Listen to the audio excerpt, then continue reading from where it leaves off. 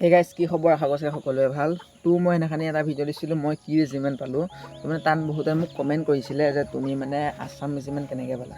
চাওক মানে ৰেজিমেণ্টটো এনেকুৱা কথা ৰেজিমেণ্টটো আপুনি ডাইৰেক্ট কৈ দিব নোৱাৰে যে মই এইটো ৰেজিমেণ্ট পাম বুলি আমাৰ বহুতো লগৰ মানে আছাম ৰেজিমেণ্ট নাপায় বহুতো দুখ কৰিছিলে সেইদিনাখনি মই কৈছিলোঁ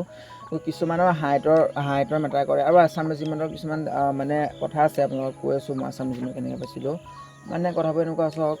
তুমি যেতিয়া কোনো এটা ৰেজিমেণ্টৰ প্ৰতি মন থাকে নহয় যে হয় এইটো ৰেজিমেণ্ট যাম বুলি কিন্তু সেইটো ৰেজিমেণ্টত যেতিয়া নাপায় মানে কেতিয়াবা মনটোত দুখ লাগে কিন্তু আছাম ৰেজিমেণ্টটো মোৰ মতে মই এইকাৰণেই পালোঁ সেইটো মেটাৰ কৰে তোমালোকৰ বেছি SC আৰু ST ঠিক আছে যোনসকল আমাৰ অসমীয়া ল'ৰা যোনসকলে টাইটেল দাস লিখে আৰু যোনসকল পেগু আৰু মিচিং ল'ৰাসকল তেওঁলোকক কি কৰে মানে ST ল'ৰাবোৰৰ ইমান হাইট নাথাকে ন মানে SC STবোৰ ইমান হাইট নাথাকে তো আৰু এক্সামৰ মাৰ্কছৰ ওপৰত নিৰ্ভৰ কৰে মাৰ্কছৰ ওপৰত নিৰ্ভৰ কৰে আৰু মেইন কথাটো হ'ল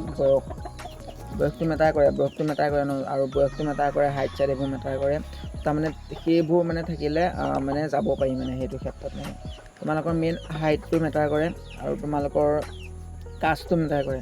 যিসকল লোৱা মানে SC আৰু মানে ST কেটেগৰী থাকে SC আৰু ST কেটেগৰী লোৱাবোৰক কি কৰে আছাম ৰেজিমেণ্টত মানে দিয়ে ঠিক আছে আৰু আছাম ৰেজিমেণ্টত মানে বহুতৰ মন যিহেতু মানে আছাম ৰেজিমেণ্টৰ ট্ৰেইনিং শ্বিলঙতে হয় তো ভাল হয় মানে নিজৰ এলেকাৰ ভিতৰতে থাকিব পাৰে ট্ৰেইনিঙৰ সময়ছোৱাত পিছতে কি হয় আৰু নিজৰ অসমখনৰ নাম লিখা থাকিব যেতিয়া আমাৰ POP হৈ যাব শপত গ্ৰহণ হৈ যাব তেতিয়া আমাৰ কি হয় মানে তেতিয়া আমাৰ ইয়াত যেতিয়া আমাৰ যোনটো যেনেকৈ আছাম পুলিচৰ AP লাগি থাকে বা ফৰেষ্ট গাৰ্ডৰ চিহ্নটো লাগি থাকে তেনেকৈ আমাৰ ইয়াত মানে আছাম বুলি থাকে সেইটোৱে ভাল লাগে মানে বহুতে আছাম ৰেজিমেণ্ট বিচাৰি থাকে তো একো নাই যোনটো ৰেজিমেণ্টতে পোৱা কথা নাই অগ্নিবীৰে হয় ন তোমালোক আৰ্মি ড্ৰেছযোৰ পিন্ধিবলৈ পালে হয় ন আৰু আছাম ৰেজিমেণ্টত লোৱা পাছে অকল মানে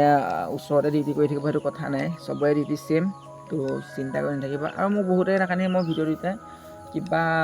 আৰ্মি মেডিকেলৰ ওপৰত ভিডিঅ' বনাবলৈ কৈছিলে মই নিশ্চয় বনাম মানে মোক সময় পোৱা নাই এদিন মই যিহেতু আমাৰ 5 তাৰিখে মেইন ডকুমেণ্ট ছাবমিট আমি কৰিব লাগিব ডকুমেণ্ট যেতিয়া আমাৰ প্ৰথম দি হৈছিল ফাৰ্ষ্ট ভেৰিফিকেশ্যন তেতিয়া আমাৰ মেইন ডকুমেণ্টখিনি ৰাখি ল'লে মানে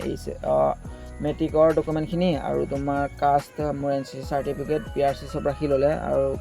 এতিয়া 5 তাৰিখে মানে মেইন ডকুমেণ্টখিনি জমা দিব লাগিব যিহেতু কোড এফিডেভিট আৰু অন্যান্য কাগজ পত্ৰ আনমেড কেৰেক্টাৰ আৰু বহুতো মানে ফেমিলি ফটোগ্ৰাফৰ পৰা ধৰি সেই কামবোৰত লাগি আছোঁ সেইকাৰণে ভিডিঅ' বনাবলৈ সময় পোৱা নাই আপোনাৰ কমেণ্টবোৰ মই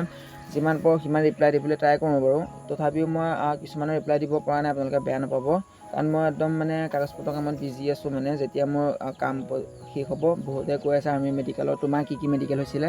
নিশ্চয় দিম মেডিকেলৰ ভিডিঅ' নিশ্চয় আহি আছে জাষ্ট ৱেইট কৰি থকা তোমালোকে জাষ্ট যেতিয়া আহিব এপ্লাইটো কৰি দিবা মেডিকেলৰ ভিডিঅ' কি পঢ়িবা কি চেনেল চাবা মই জনাই দিম তো সকলোকে ভিডিঅ'টো শ্বেয়াৰ কৰি দিবা জয় হিন্দ